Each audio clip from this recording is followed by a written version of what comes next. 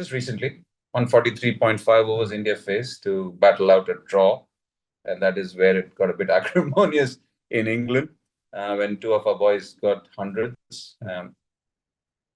What should I say? It was a fighting innings from both of them. Maiden 100 for Washington Sundar, 143.5.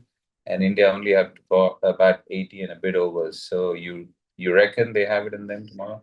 Yeah, as I'm saying, obviously those two. If you look at the rest of the batting line, Sai Sudarshan kind of fighting for a test spot, only averages under 30.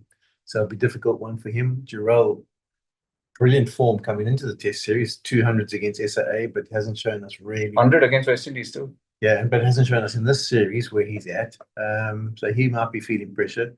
I would think it would have to be those two and maybe Rishabh Pant. If you'd have to bet on the three of them being able to do that job. But as I say, I mean, there's periods there where it's looked pretty docile. And then we've also had periods where we couldn't be, like when Temba came to the crease today, it was bounce. It was like bounce and turn, and you thought, gee, the guy could get out any minute.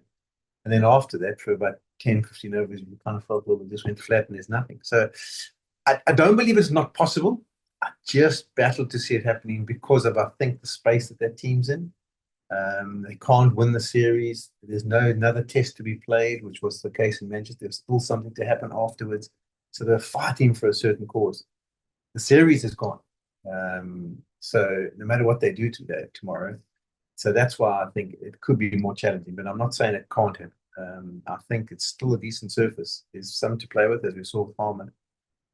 But I don't think it's impossible, but I just feel unlikely at this stage with the way the Indian batting frailties are at the moment. I suppose strength of character is going to be the key thing tomorrow. I think that is what they need to draw on the fact that they did it in Manchester very recently. And also the point you make about turn and bite and all that, I think that's happened when the ball's been relatively new. Even today, when we saw the ball jumping and spitting at the two left-handers, the ball was still newish.